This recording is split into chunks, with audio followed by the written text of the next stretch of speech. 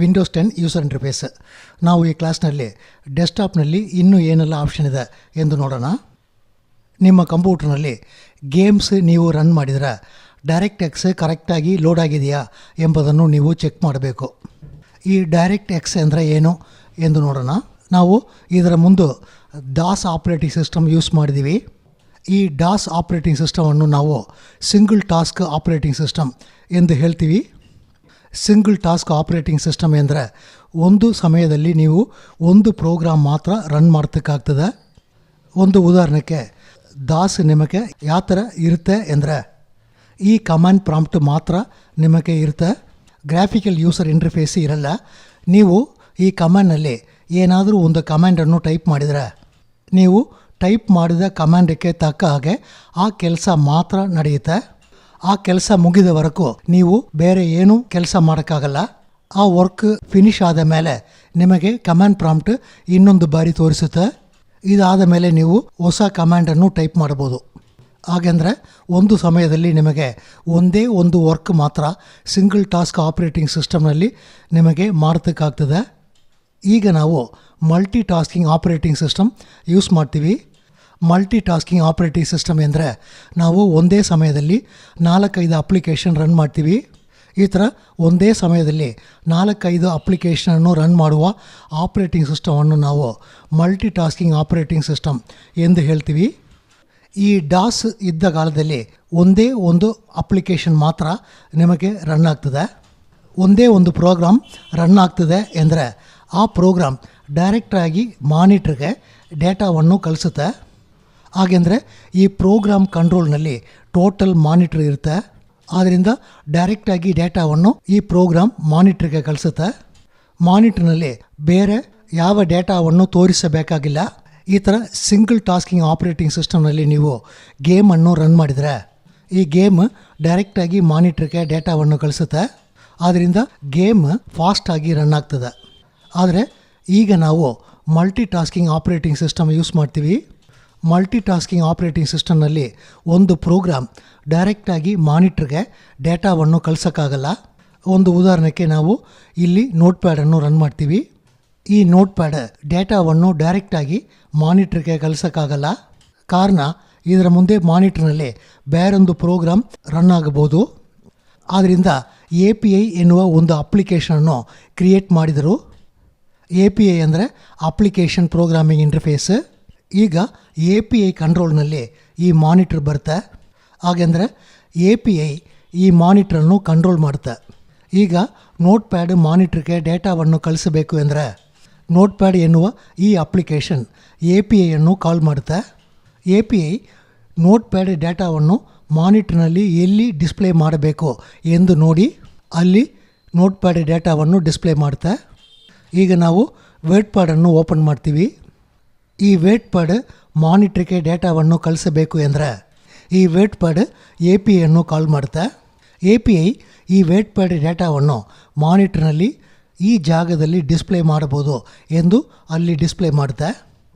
ಈ ಥರ multi tasking operating ಸಿಸ್ಟಮ್ನಲ್ಲಿ ಒಂದು ಅಪ್ಲಿಕೇಶನ್ ಮಾನಿಟ್ರಿಗೆ ಡೇಟಾವನ್ನು ಕಳಿಸಬೇಕು ಎಂದರೆ API ಮುಖಾಂತರ ಆ ಡೇಟಾವನ್ನು ಮಾನಿಟ್ರಿಗೆ ಕಳಿಸಬೇಕು. ಈಗ ನಾವು ಈ ಕಂಪ್ಯೂಟರ್ನಲ್ಲಿ ಗೇಮನ್ನು ರನ್ ಮಾಡ್ತೀವಿ. ಈಗ ಈ ಗೇಮ್ ಮಾನಿಟ್ರಿಗೆ ಡೇಟಾವನ್ನು ಕಳಿಸಬೇಕು ಅಂದರೆ ಈ APIಯನ್ನು ಕಾಲ್ ಮಾಡಿ API ಮುಖಾಂತರ ಮಾತ್ರ ಡೇಟಾವನ್ನು ಮಾನಿಟ್ರಿಗೆ ಕಳಿಸೋದಕ್ಕಾಗ್ತದೆ. ಈ ಥರ API ಮುಖಾಂತರ ಡೇಟಾವನ್ನು ಗೇಮ್ ಮಾನಿಟ್ರಿಗೆ ಕಳಿಸಿದರೆ ನಮಗೆ ಡಿಲೇ ಬರ್ಬೋದು. ಒಂದು ಉದಾಹರಣೆಗೆ ನಾವು ಕಾರ್ ರೇಸನ್ನು ರನ್ ಮಾಡಿದರೆ ಕಾರ್ ನಿಮಗೆ ಫಾಸ್ಟಾಗಿ ಮೂವ್ ಆಗಬೇಕು. ಹಿಂದುಗಡೆ ಇರುವ ಸೀನರೀಸ್ ಫಾಸ್ಟಾಗಿ ಚೇಂಜ್ ಆಗಬೇಕು. ಈ ಥರ API ಮುಖಾಂತರ ಈ ಗೇಮ್ ಡೇಟಾವನ್ನು ನಾವು ಮಾನಿಟ್ರಿಗೆ ಕಳಿಸಿದರೆ ಕಾರ್ ನಿಮಗೆ ಫಾಸ್ಟಾಗಿ ಮೂವ್ ಆಗಲ್ಲ. ಕಾರ್ ಮೂವ್ ಆಗುವಾಗ ನಿಮಗೆ ಸ್ಲೋವಾಗಿ ಮೂವ್ ಆಗ್ತದೆ. ಹಾಗೆಂದರೆ ಕಾರ್ ನಿಂದು ಹೋಗುವಾಗ ನಿಮಗೆ ತೋರಿಸುತ್ತೆ. ಈ ಗೇಮ್ ಯಾವ ಥರ ಕೆಲಸ ಮಾಡಬೇಕು ಅಂದರೆ ಈ ಗೇಮ್ ಡೈರೆಕ್ಟಾಗಿ ಮಾನಿಟ್ರಿಗೆ ಡೇಟಾವನ್ನು ಕಳಿಸುವ ಥರ ಇರಬೇಕು. ಆ ಥರ ಇದ್ರೇ ಮಾತ್ರ ನಿಮಗೆ ಗೇಮ್ ಫಾಸ್ಟಾಗಿ ರನ್ ಆಗ್ತದೆ.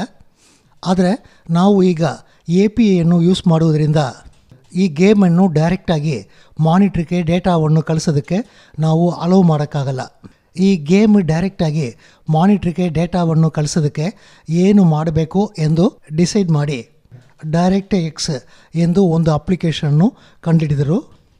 ಈ DirectX ಏನು ಮಾಡ್ತದೆ ಅಂದರೆ ಗೇಮ್ ಡೇಟಾವನ್ನು ಫಾಸ್ಟಾಗಿ ಮಾನಿಟ್ರಿಗೆ ಕಳಿಸುವ ಆ ವರ್ಕನ್ನು ಈ DirectX ಮಾಡುತ್ತೆ. ಸಿಂಪಲಾಗಿ DirectX APIಯನ್ನು ಬೈಪಾಸ್ ಮಾಡುತ್ತೆ. ಈಗ ನೀವು ಗೇಮ್ ರನ್ ಮಾಡಿದರೆ ಗೇಮ್ APIಯನ್ನು ಕಾಲ್ ಮಾಡಿ ಮಾನಿಟ್ರಿಗೆ ಡೇಟಾವನ್ನು ಕಳಿಸಲ್ಲ.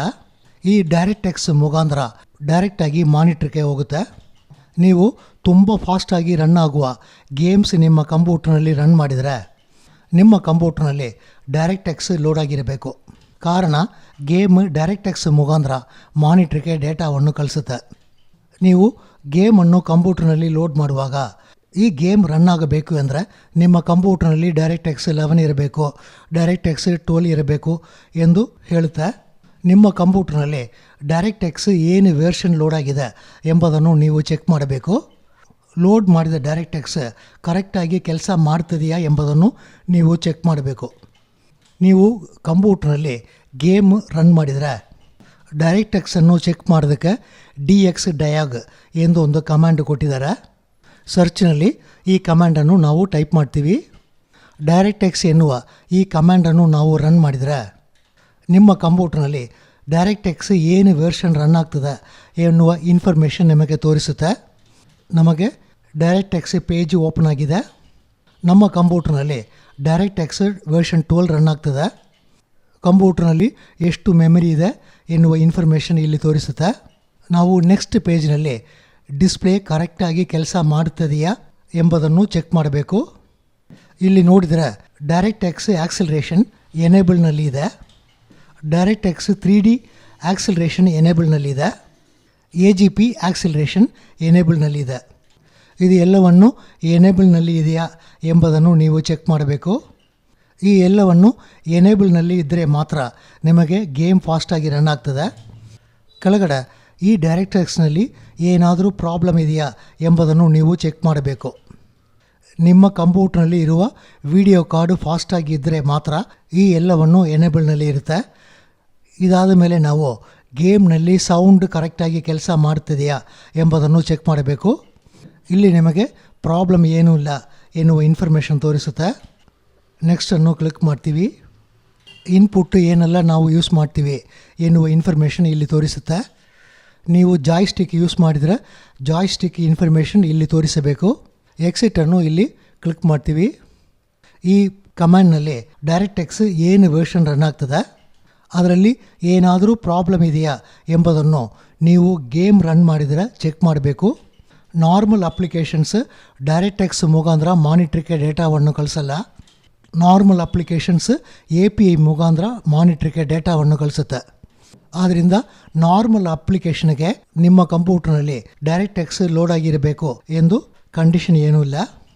ನೀವು ಗೇಮ್ ರನ್ ಮಾಡಿದರೆ ನಿಮ್ಮ ಕಂಪ್ಯೂಟರ್ನಲ್ಲಿ DirectX ಏನು ವೆರ್ಷನ್ ಲೋಡ್ ಆಗಿದೆ, ಆಕ್ಸಿಲರೇಷನ್ ಆನ್ ಆಗಿದೆಯಾ, ಅದರಲ್ಲಿ ಏನಾದರೂ ಪ್ರಾಬ್ಲಮ್ ಇದೆಯಾ ಎಂಬುದನ್ನು ಚೆಕ್ ಮಾಡಬೇಕು. ಈ ಡೆಸ್ಕ್ಟಾಪ್ ಎಂದರೆ ಏನು ಎಂದು ನೋಡೋಣ. ಈ ಡೆಸ್ಕ್ಟಾಪ್ ಎಂದು ನಿಮ್ಮ ಕಂಪ್ಯೂಟರ್ನಲ್ಲಿ ಏನೂ ಸೆಪ್ರೇಟಾಗಿ ಜಾಗ ಏನೂ ಇಲ್ಲ. ನಾವು ಎಕ್ಸ್ಪ್ಲೋರರನ್ನು ಓಪನ್ ಮಾಡ್ತೀವಿ. ಇಲ್ಲಿ ಡೆಸ್ಕ್ಟಾಪ್ ಎಂದು ಒಂದು ಫೋಲ್ಡರ್ ಇದೆ. ಈ ಫೋಲ್ಡ್ರನ್ನೇ ನಿಮಗೆ ಡೆಸ್ಕ್ಟಾಪ್. ಒಂದು ಉದಾಹರಣೆಗೆ ಈ ಫೋಲ್ಡ್ರ್ ಒಳಗಡೆ ನಾವು ಇನ್ನೊಂದು ಫೋಲ್ಡ್ರನ್ನು ಕ್ರಿಯೇಟ್ ಮಾಡ್ತೀವಿ. ಕ್ರಿಯೇಟ್ ಮಾಡುವ ಫೋಲ್ಡ್ರಿಗೆ ಟೆಸ್ಟು ಎಂದು ನೇಮ್ ಸೆಟ್ ಮಾಡಿದರೆ ನಿಮಗೆ ಟೆಸ್ಟ್ ಎನ್ನುವ ಫೋಲ್ಡ್ರ್ ಮಾನಿಟರ್ನಲ್ಲಿ ತೋರಿಸುತ್ತೆ.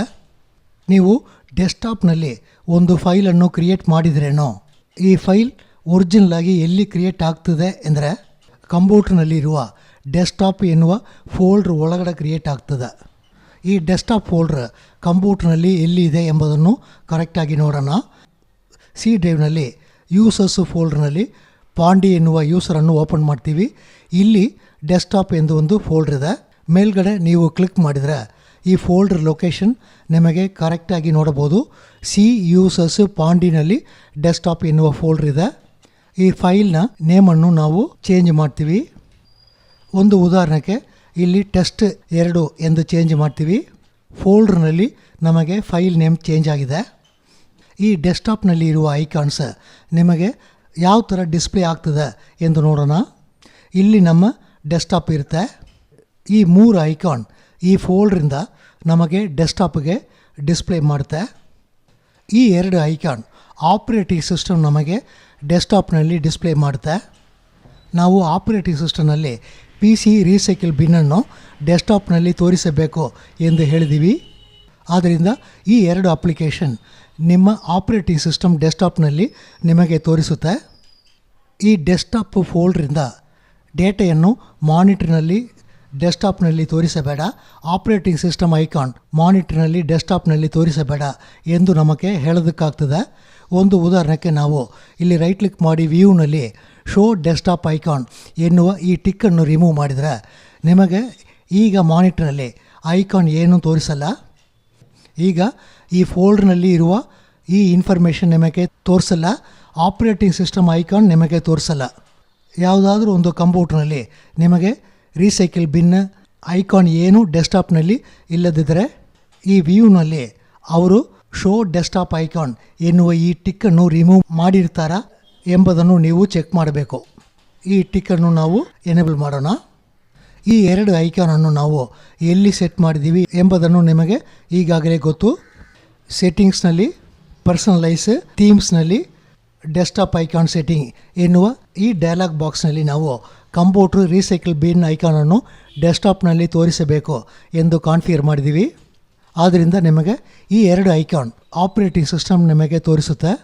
ನಾವು ಈಗಾಗಲೇ ನೋಡಿದ್ದೀವಿ ಡೆಸ್ಕ್ಟಾಪ್ ಎಂದು ಕಂಪ್ಯೂಟರ್ನಲ್ಲಿ ಏನೂ ಇಲ್ಲ. ಈ ಫೋಲ್ಡ್ನಲ್ಲಿ ಇರುವ ಇನ್ಫಾರ್ಮೇಷನ್ ನಿಮಗೆ ಡೆಸ್ಕ್ಟಾಪ್ನಲ್ಲಿ ತೋರಿಸುತ್ತೆ. ಡೆಸ್ಕ್ಟಾಪ್ನಲ್ಲಿ ಎಷ್ಟು ಫೈಲ್ ಫೋಲ್ಡ್ರನ್ನು ನೀವು ಕ್ರಿಯೇಟ್ ಮಾಡಬಹುದು ಎಂಬುದನ್ನು ನೋಡೋಣ. ಒಂದು ಉದಾಹರಣೆಗೆ ಸಿ ಡ್ರೈವ್ನಲ್ಲಿ ವಿಂಡೋಸ್ ಫೋಲ್ಡರನ್ನು ಓಪನ್ ಮಾಡಿ ಇಲ್ಲಿ ಸರ್ಚ್ನಲ್ಲಿ ಸ್ಟಾರ್ ಎಂದು ಟೈಪ್ ಮಾಡಿ ನೋಡ್ತೀವಿ. ವಿಂಡೋಸ್ ಆಪರೇಟಿಂಗ್ ಸಿಸ್ಟಮ್ ಫೋಲ್ಡರ್ನಲ್ಲಿ 1,27,000 ಫೋಲ್ಡರ್ ಫೈಲ್ಸ್ ಸ್ಟೋರ್ ಮಾಡಿರ್ತಾರೆ.